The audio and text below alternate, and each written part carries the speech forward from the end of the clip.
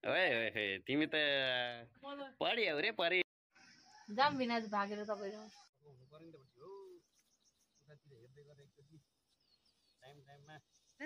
Hi guys good morning नमस्कार। आज हामी दुईजनाले परालको मुठा बाँध्दैछौँ। कति भारी हुन्छ लास्टसम्म हेरिदिनु। साथीहरू म यतातिर छु देख्न सक्नुहुन्छ।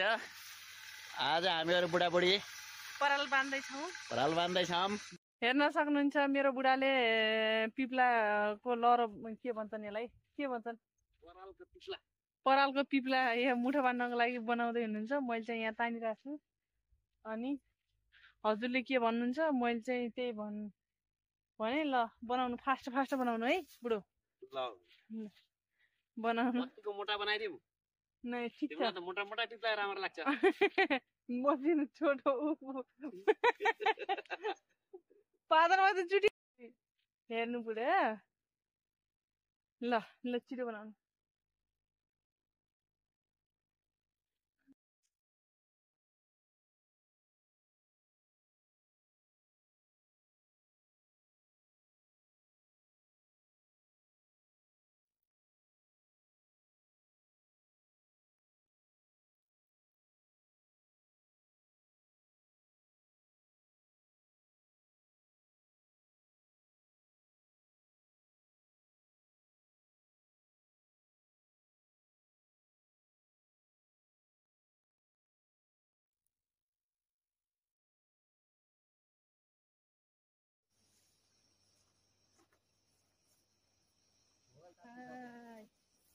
Yeah.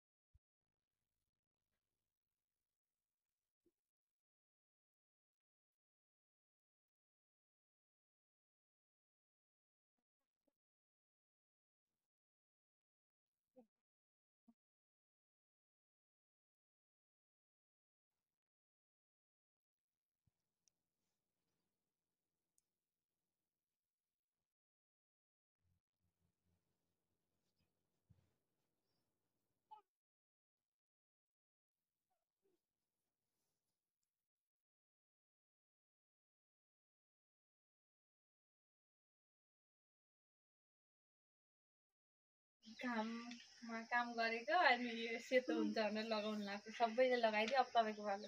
घाममा काम गरेको भएर सेतो हुन्छ भनेर लगाइदिएको सानो छोरी ओए ओए तिमी त पढी हौ रे परी बुढी यता हेर त ओए खै कस्तो लागिरहेछ तिमीलाई बहिनी अब तपाईँले पर जान्छु र कुरा गर्छु विषयमा म यता जान्छु गराउनु विचार छ अब मेरो पालो सबैको सक्यो। अब मेरो पालो अब यस्तो अब राम्रो हुनु पर्ने भिनाजु गरेर भिनाजुलाई पट्याउने गाइजहरू जाम भिनाजु भागेर तपाईँ सिन त सधैँ देखिराख्नु भएको छ के अरे उयो हो उस्तै हो बारीहरू सबले खेतहरू जोतिराखेका छन् अनि कतै उम्रिँदैछन् त कतै जोत्दैछन्।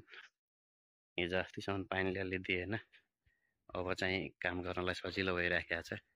हरियाली वन जङ्गल उस्तै हुन् डाँडाकाँडा हुन्। साथीहरू फाइनल्ली लगभग पराल बाँधेर सिधाइयो। अब त्यस्तै 2-4वटा सानसाना मुठाहरू होला अनि यति बानियो। साँझको टाइम पनि भयो घरतिर पनि त जानु पर्यो थकाइ पनि लाग्यो।